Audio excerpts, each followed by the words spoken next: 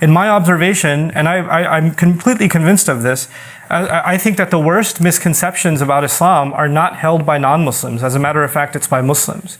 We have a skewed view of what religion really is, what this book really is, what Islam really is, and we carry a lot of those misnotions our entire life. And it shapes our view of our religion. And that, unfortunately, this skewed view and a twisted version of what you might think the religion is, what Islam is, can affect somebody so much it might take them away from their deen. It can just literally take them away. So here we are, interested in introducing Islam to those that know nothing about Islam, and at the same time, in large numbers, even though people don't say, I'm no longer Muslim anymore. They don't come out and say that. But in their head, and in their hearts, they're distancing and furthering themselves from the light that Allah has revealed. And it's happening in our own families, among friends, and we're not dealing with it. We're not addressing that problem. So I wanted to start by saying that this problem didn't just come out of a vacuum. Why does somebody start doubting their religion or start feeling a lack of, a commitment to their religion? Where did that come from? It's unfortunately because we, as an ummah, and I don't blame any one person or any one group or any one school of thought or anything like that, we collectively, we've unfortunately given a biased message of Islam, whether we realized it or not, through the pulpit, meaning the way we communicate the message of Islam, the way we teach the message of Islam. When a young child or a teenager came to the masjid and sat and listened to a khutbah or listened to whatever lecture or whatever else, overwhelmingly there were some messages that were there, unfortunately, for a long time, that should have been balanced, but they've been imbalanced. And I want to start with those impressions that a young person gets. And these are not something I collected, came up with myself. This is based on a lot of conversations with a lot of young people from very many different parts of the world. And this is not just Muslim youth living in the West. This is young people I've met in Malaysia or in the Gulf states, or people that I've met in Europe, or people that I've met in Australia, or here in the United States. So it's a mix of, places in the Muslim world and also Muslims living here. And actually, surprisingly, the impressions aren't very different between the two. The misconceptions that our ummah has about Islam itself aren't very different. And when I say youth, you might think I'm talking about a small segment of the population. The statistics around the world are staggering. The vast majority of the ummah, maybe over 2/3, is under the age of 35. So when I say the youth of the ummah, I'm actually referring to the majority of us. We're referring to the majority of people. So if this is a crisis that doesn't just affect a small group, it almost affects the entire entity of Islam, the entire entity of the ummah. So the first impression is that the religion is really, really harsh. Like Allah is really out to punish. Like no matter what the chances are what you're doing is going to land you in Jahannam. And if not Jahannam, at least something should get chopped off in this dunya. Like it's either you're going to get some really harsh punishment here, or if not, you're definitely going to burn in hell because you were late for Fajr, or because you ate this thing, or you said this thing, or you did this, or you did that, the other, right? So for every little thing, and unfortunately sometimes this happens through parenting, sometimes this happens through other means, the way we correct somebody is by instilling the fear of Allah in them. And it's very traumatic to do that to a child. Don't eat that ice cream. Allah is going to be very angry at you. No, Allah is not. You're going to be angry. And now you've made this child scared that Allah is constantly angry and you better not step in the wrong place because Allah is going to just ruin you. And this impression, when you say these things, they're like a piece of dirt that gets lodged in the mind. And it grows and grows and grows. And this child grows, and their assumption about Allah is Allah's default position is to punish humanity. While Allah Himself says, مَا يَفْعَلُ اللَّهُ بِعَذَابِكُمْ. What's Allah going to get out of punishing you? Why do you think Allah wants to punish you? That's the question Allah Himself asks. So what I'm trying to get at is Allah, the way He speaks about Himself has become very different from the way we speak about Allah. And that impression that we give about Allah, that He's angry all the time, or He wants to punish all the time, or the laws of Islam are extremely harsh and rigid, and if you can't follow them, you're going to be in serious, serious trouble. That's the first impression a lot of young people have. The second impression I'd like to share with you is that Islam asks me to do things that don't solve anything. Like, hey, I'm having trouble finding a job. Go make dua. How's dua going to help my job? What do you mean, go make dua? Like we don't explain to our young what's the connection between things. Hey, you're getting really angry, go make wudu. Okay, what is splashing water going to do, Mom? I'm still mad. Go recite this surah. Yeah, okay, I sounded these things out, but I'm still upset. How is this changing anything? You know what that impression that develops over time in the young person's mind? It's that my parents believe in the superstitious stuff, and then when I'm getting really out of hand, they take me to the imam and they say, could you recite something and on his face, and all of his problems will go away? So they start thinking Islam is full of superstitions. Like it's not logical, it doesn't make any sense.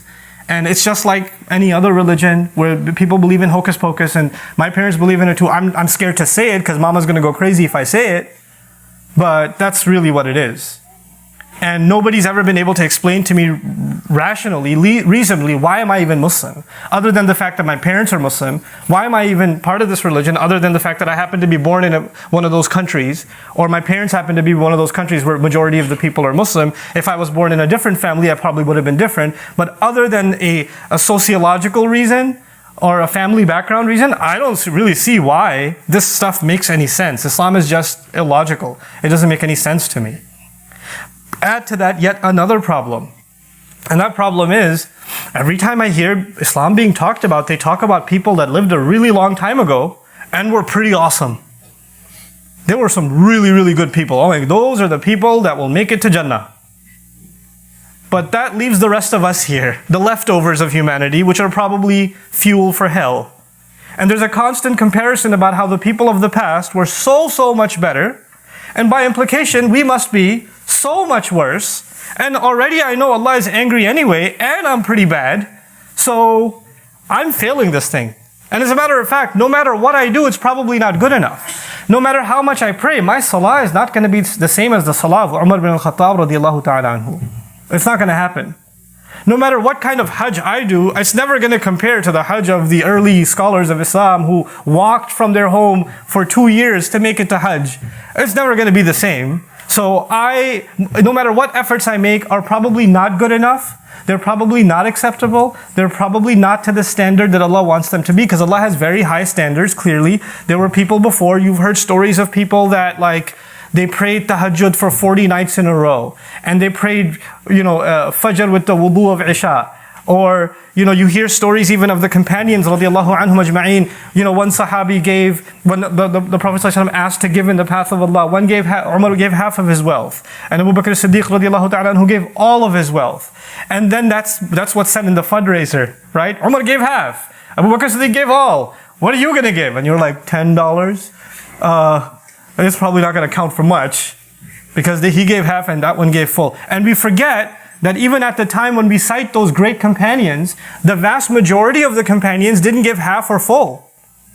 The vast majority of them, who Allah is pleased with all of them, did not go to the extent that a handful of them went. Those that went that far are not the minimum standard.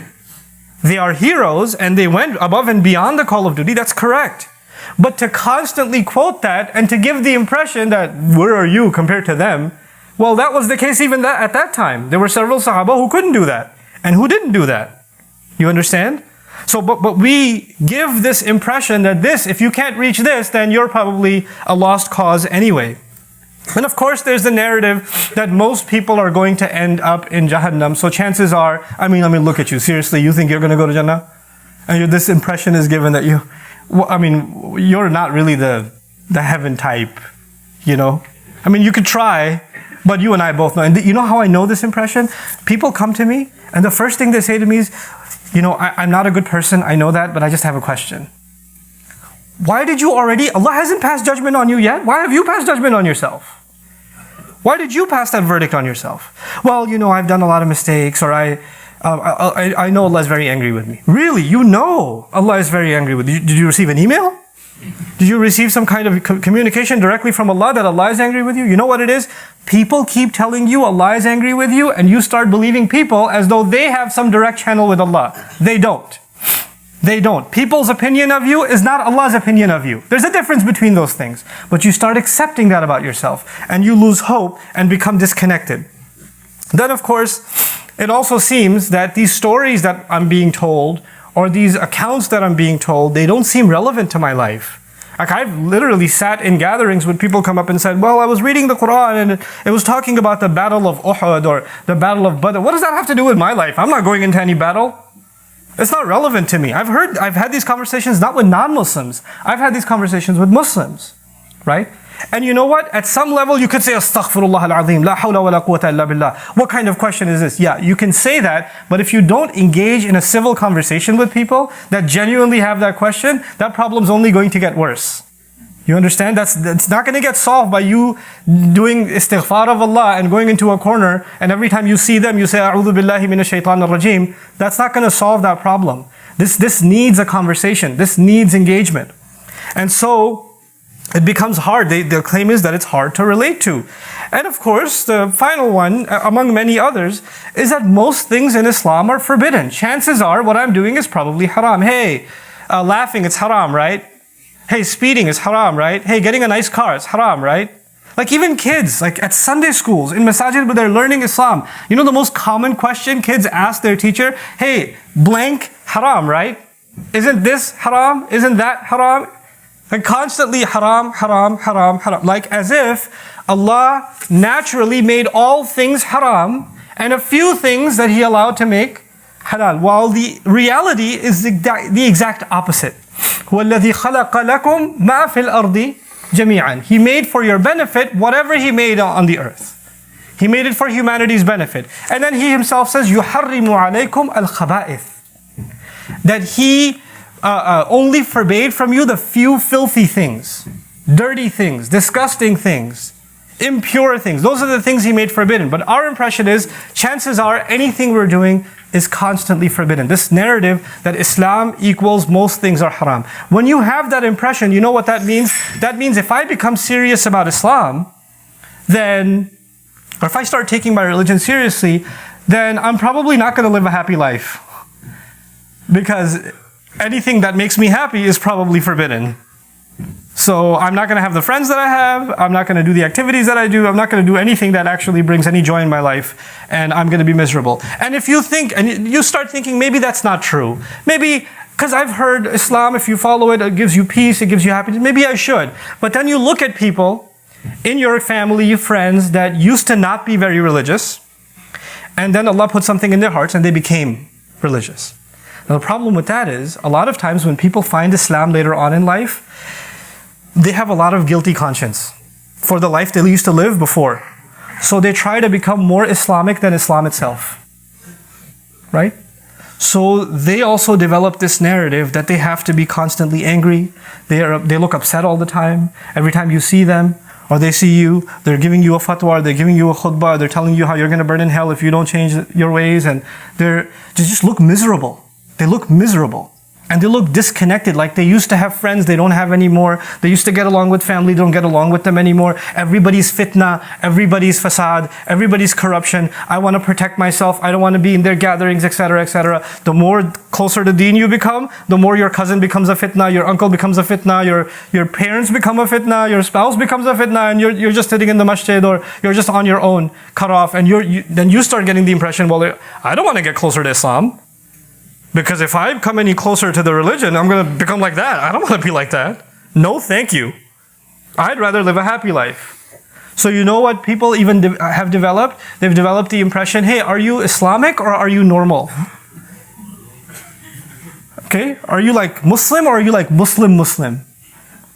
You know, what that means is that if you become closer to Allah's deen, then somehow you lose your ability to be normal. And that did not come from anywhere. It didn't come from a vacuum. There's actual real behavior of people that makes it seem like the closer to religion you get, the more abnormal you become, the more antisocial you become, the angrier you become, the more judgmental you become, the more miserable you become. So why would that be something that you would want in your life? Why? When you find the impression that people got of the Prophet ﷺ when they met him and knew nothing about him. They knew nothing about him, and they would meet him. They would want to stay in his company. His smile was captivating. Like companions describe, he was almost always smiling. And you know, today there's a direct proportion. The longer your beard gets, the tougher your harsh face becomes. Like it just gets grumpier and grumpier. It's a direct proportionality between those two things. That's a problem. That's a very serious problem.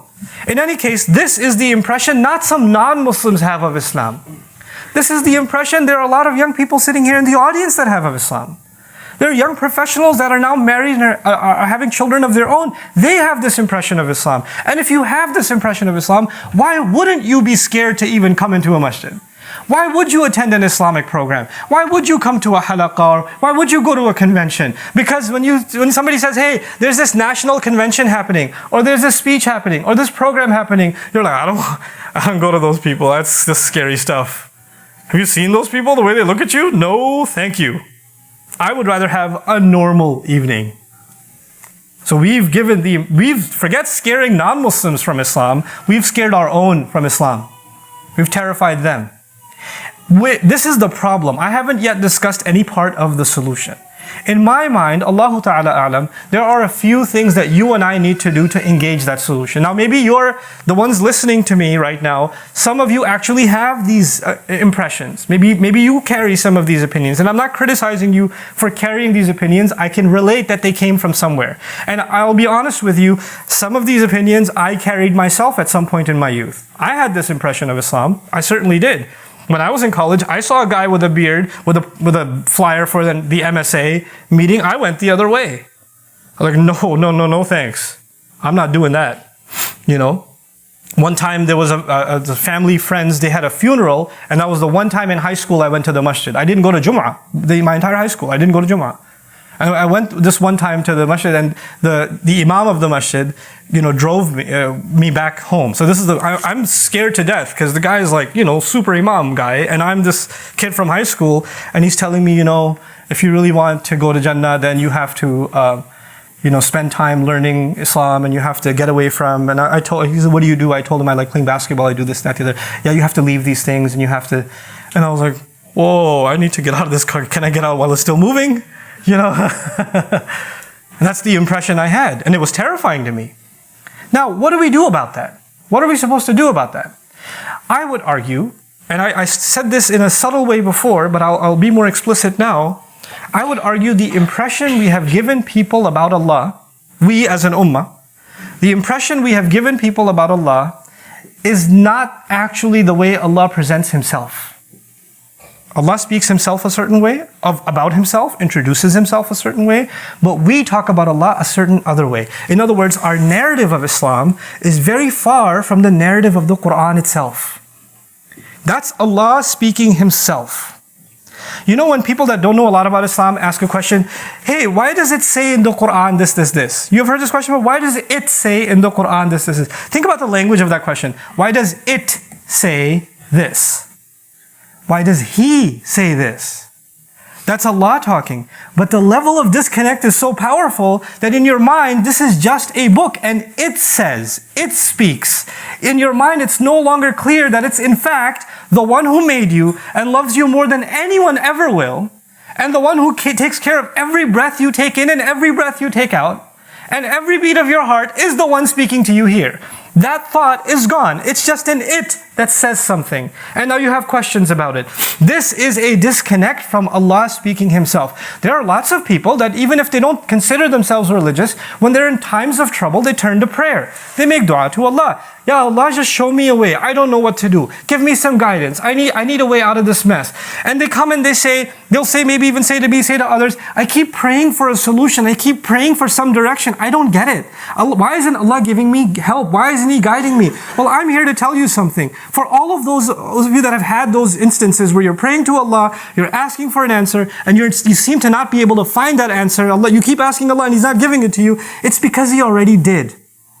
He already did. He spoke to you.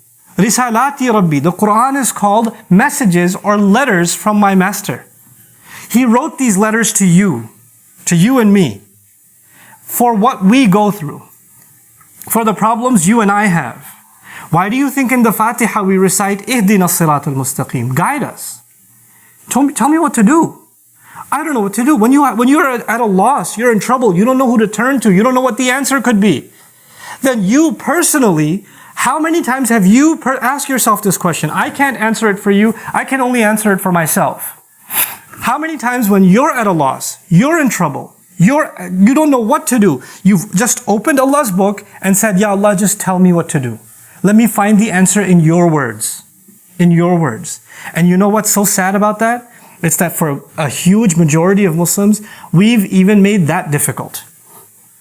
This book came for you to connect to Allah directly. We know that for a fact because when you stand in salah, you're supposed to recite, when you're standing, you're supposed to recite Quran. And you're supposed to pay attention to the Quran you're reciting. That in and of itself is explicit proof that there's no scholar between you and Allah. There's no mufassir between you and Allah. There is no someone more knowledgeable between you and Allah interpreting it for you. It's just you, the words of Allah, and Allah. That's it. That's the connection between you and Allah. It's the rope that connects you to Allah directly, the Quran. But what has become your relationship and my relationship with the Quran? Do we actually open it to find what Allah is saying to me personally? And you could say, I don't know Arabic, I only have a translation. Fine. Okay, you only have a translation.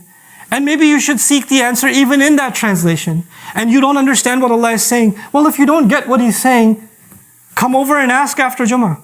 Hey, I was reading this, I didn't get it. What's that about? You just ask. Ask somebody who does, well, maybe who's studying more than I do. And I'm not saying I have the answers. But I'm saying you will find, Allah will gift you people in your life that might know the answer better than you can figure it out. But if you don't open Allah's book, and you don't seek to ask those questions, and you don't come to it with one attitude, you're not opening the Quran to figure everything out, you're not opening the Quran to criticize it, you're not opening the Quran to become a scholar, or to quote it at somebody else, or to win an argument, you're opening Allah's book because you want a direct connection with Him, and you let rather He speak for Himself. You would rather He speak for Himself than somebody else speak for Him. You understand? And you don't tell yourself, well, I'm not a scholar, I'm not a this, I'm not a that. Listen, I've said this 1,000 times, I'll say it again. There were plenty of occasions in which, for the vast majority of the Sahaba, they were not students. The vast majority of them that carried the Quran were not students. A handful of them were students. Most of them just knew the word of Allah and they contemplated it. That's it. That was their connection with Allah's book. That's the early history of Islam. One of the most remarkable places in the Quran is Surah Al-Ahqaf. The Prophet was leaving Taif. He was reciting some Quran. Quran came to him and he was reciting some Quran. And you know that the jinns are invisible, right?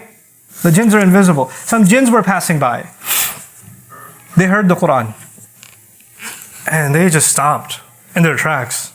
And they kept listening. And now we don't know any of this because we don't see the jinn. The Prophet doesn't see the jinn. And they listened, and then they spoke about the Quran. They had this impression of what they just heard. And that impression was so powerful, Allah made it part of the Quran. It's in Surah Al-Ahqaf. What ijazah did those jinn receive? What university did they study from?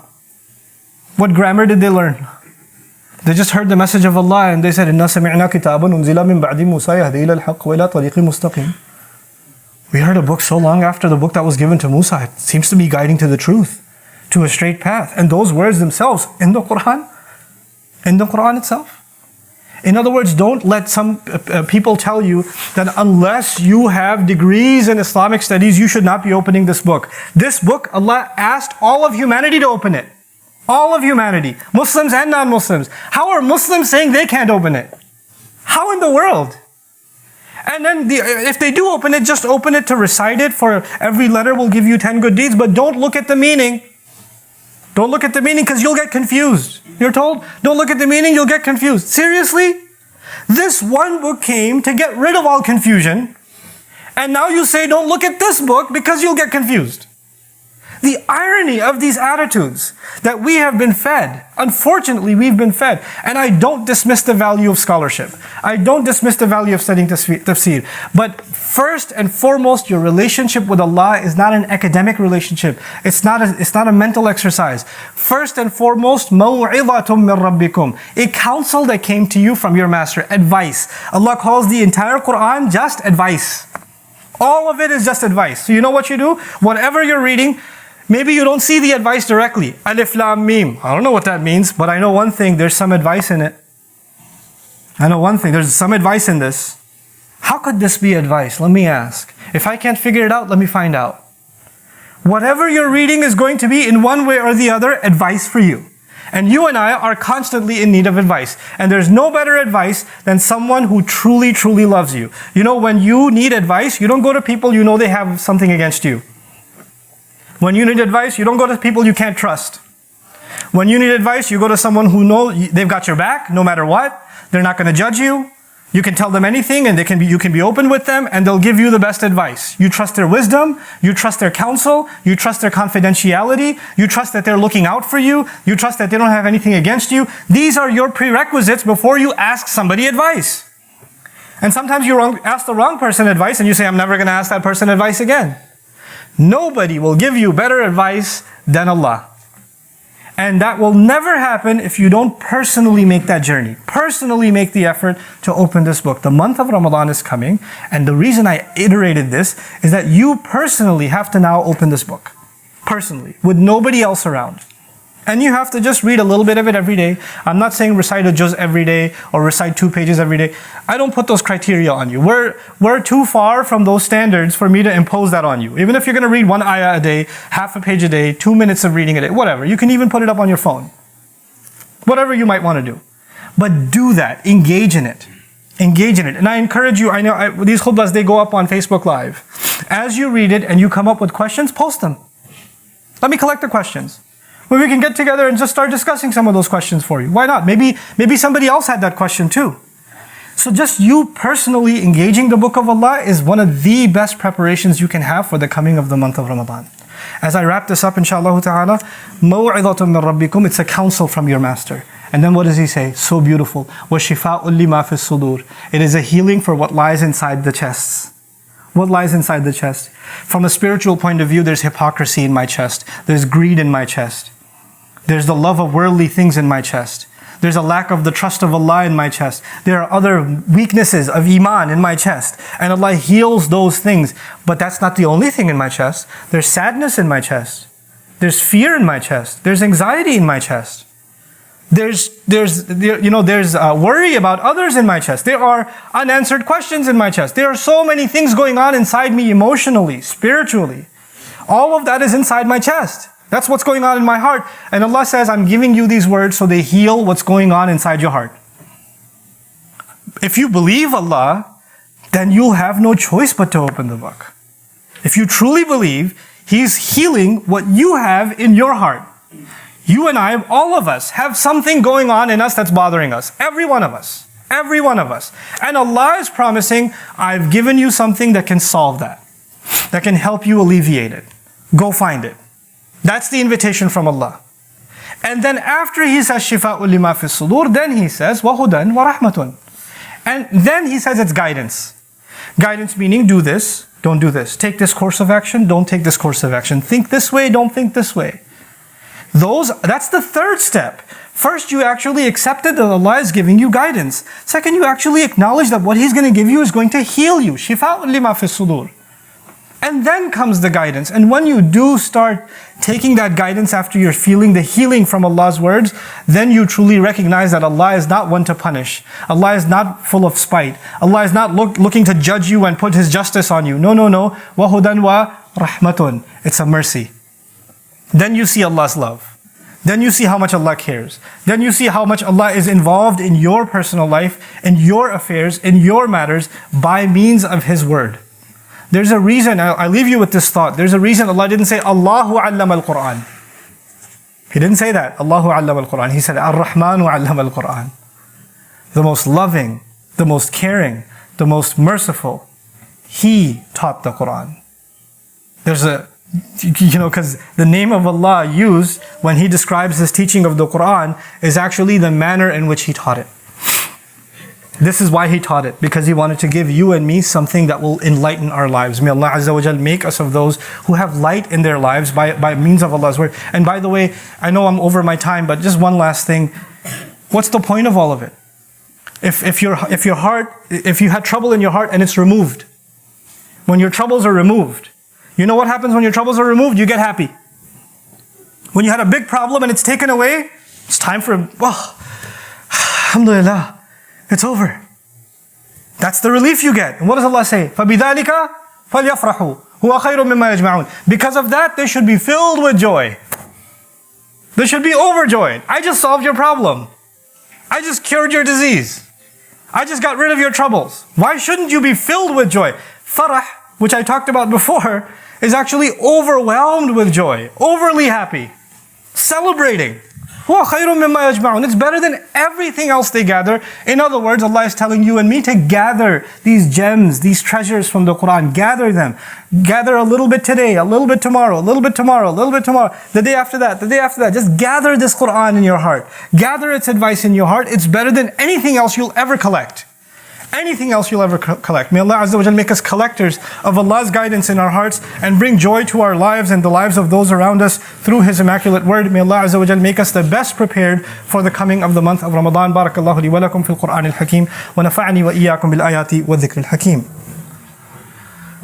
الحمد لله وكفى والصلاة والسلام على عباده الذين اصطفى خصوصا على أفضلهم وخاتم النبيين محمد الأمين وعلى آله وصحبه أجمعين. قال الله عز وجل في كتابه الكريم بعد أن أقول أعوذ بالله من الشيطان الرجيم إن الله وملائكته يصلون على النبي يا أيها الذين آمنوا صلوا عليه وسلموا تسليما اللهم صل على محمد وعلى آل محمد كما صليت على إبراهيم وعلى آل إبراهيم في العالمين إنك حميد مجيد اللهم بارك على محمد وعلى آل محمد كما باركت على إبراهيم وعلى آل إبراهيم في العالمين إنك حميد مجيد.